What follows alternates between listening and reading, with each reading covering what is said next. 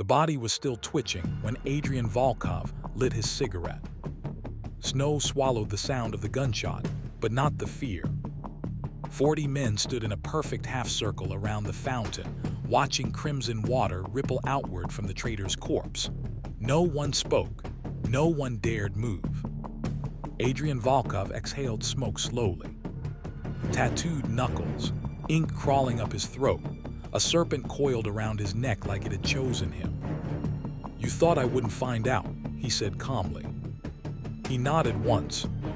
Another gunshot. Another body dropped. He didn't raise his voice. "I don't punish betrayal," he continued quietly. "I erase it." Beyond the gates, through a sniper scope, a woman watched him. Finger steady, breath controlled. She had been sent to kill him. And just as her finger tightened on the trigger, Adrian looked directly toward her position and smiled. She was sent to kill him, but he already knew. Adrian Volkov did not rule by chaos. He ruled by certainty. Every shipment, every port, every politician who pretended not to know his name all moved because he allowed it. His body was a map of wars, ink layered over scars, dates of executions, coordinates of victories, a tiger skull across his back, black chains around his wrists. Control is mercy, etched down his spine. He built an empire from prison cells and street executions. He strangled rivals personally, watched the life leave their eyes. And tonight, he was expecting an assassin. He watched her enter through security feeds, not beautiful in a soft way, beautiful in a dangerous way. Uruguayan, half Korean, half African, entirely lethal. The syndicate thought they were clever. They had no idea he funded them. He turned off the screen before she reached the door, because he didn't need to watch anymore. He already knew how this would end. But what he didn't know was whether she would survive it. And that uncertainty interested him. As the estate doors opened and she stepped inside, his head of security leaned close and whispered, "Sir, the second team has moved earlier than expected." Adrian's expression didn't change, but the timing had just shifted. And that meant someone else was trying to control the board. Yura had killed men richer than kings. She moved like silence. Her dress was elegance, her mind was warfare. She walked into the lion's den without flinching. And he was waiting. No surprise, no confusion, just recognition. "You're late," Adrian said. Her pulse remained steady. She calculated distance to the exit, to the guards, to his throat. She could end him now. But something was wrong. Too calm, too prepared. Dinner was served. No tension in his men. No suspicion. Because this wasn't a surprise attack. This was scheduled. And then, he slid a velvet box across the table. Inside was the exact model of her assigned weapon. Unfired. Untouched. He had intercepted it. Which meant her employer had given him everything. Adrian leaned closer. "Tell me," he said softly. "Did they tell you about the team outside?" Her stomach tightened, because she hadn't detected anyone. And if she hadn't, that meant they weren't there for him. They were there for her. The explosion shattered the east wing before she could respond. Glass rained down. Gunfire followed instantly. Adrian didn't flinch. He stood, retrieved a rifle. "Right on schedule," he muttered. Yura ducked, drawing her weapon. This wasn't part of her contract. Her earpiece remained silent. No extraction code. No instructions. Just chaos. On the monitor across the room, she saw masked men breaching the gates. and one sniper positioned toward her last known location. Not Adrian's. Hers. She had been bait. Another explosion rocked the hall. Adrian grabbed her wrist. Move. She hesitated. Trusting him meant survival, but following him meant entering his territory completely. And if she stepped through that hidden passage, there would be no turning back. The underground bunker vibrated with distant gunfire. Screens showed every angle of the assault. Adrian studied it calmly. They expected you to fail, he said. They expected me to kill you. Her jaw tightened. And if I had, she asked. He looked at her. You'd be dead already. Not arrogance. Fact. Above them, more of his men fell. He didn't react emotionally. He calculated losses. Repositioned defense.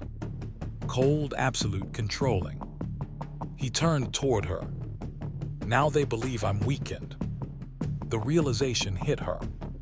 He had allowed part of this attack to draw them in, to expose the traitors funding it. This wasn't defense. It was harvest. One of the screens flickered. A new camera feed activated. Someone inside the bunker corridor. Someone who knew the hidden entrance. Adrian's eyes darkened. There's only one person who knows that access point. Which meant the betrayal was closer than either of them thought. Footsteps echoed in the steel corridor.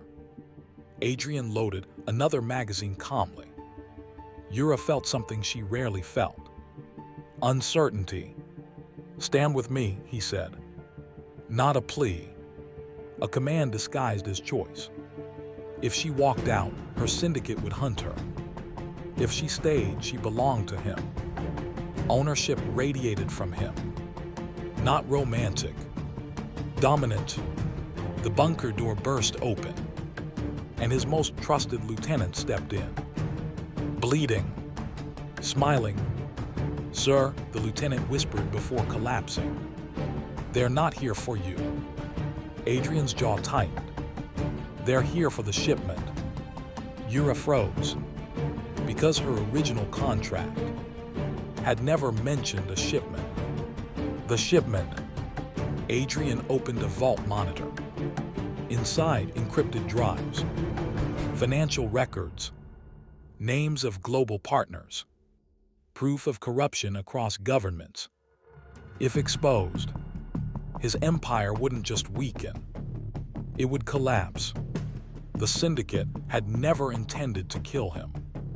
They intended to strip him and blame her. He turned slowly toward Yura. Now you understand. She did. She wasn't the assassin. She was the scapegoat. Suddenly, the bunker lights went out. Emergency red strobes activated, and a voice echoed through the speakers. Volkov, surrender the drives. The voice was familiar. Too familiar. And when Yura recognized it, her blood ran cold.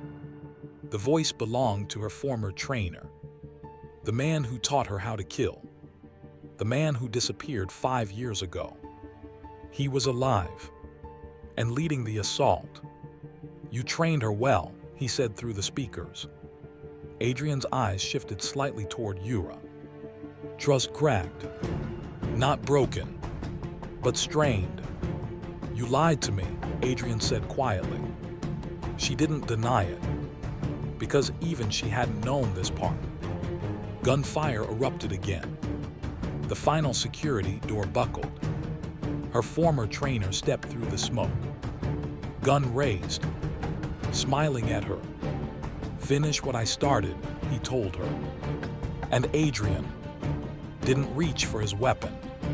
He waited to see who she would aim at. Time slowed.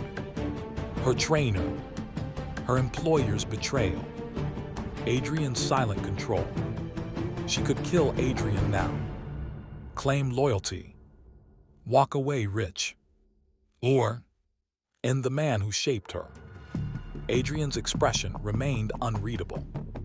Not fear. Expectation. Her trainer laughed. You belong to us. Her grip tightened. No, she said quietly. And fired. Her trainer fell. But as he collapsed, he pressed something in his palm. A detonator. The bunker countdown began. 10 seconds. Adrian looked at her. And for the first time, he didn't have control. The timer blinked. 876. Adrian moved fast now, grabbing her, pulling her toward the secondary escape route. The blast tore through steel behind them. Fire chased them through the corridor. They emerged outside as the estate's east wing collapsed in flames. Sirens wailed in the distance. Snow melted against burning stone. Adrian released her slowly. Everything he built, partially destroyed. He studied her. You chose correctly, he said.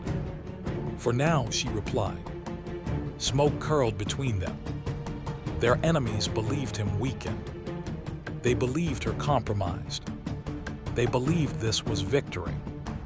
Adrian's lips curved slightly. Good, he murmured, because the most dangerous version of him was the one the world thought was dying. He turned to her, ready for war. In the distance, unmarked vehicles surrounded the property. But these weren't syndicate. These were federal, and someone had tipped them off. Yura looked at him. This isn't over, she said. Adrian's eyes darkened. No, he replied. It's just begun. And as sirens grew louder, he realized something chilling. The person who leaked his location wasn't outside the estate. It was someone still standing beside him. And he didn't know who.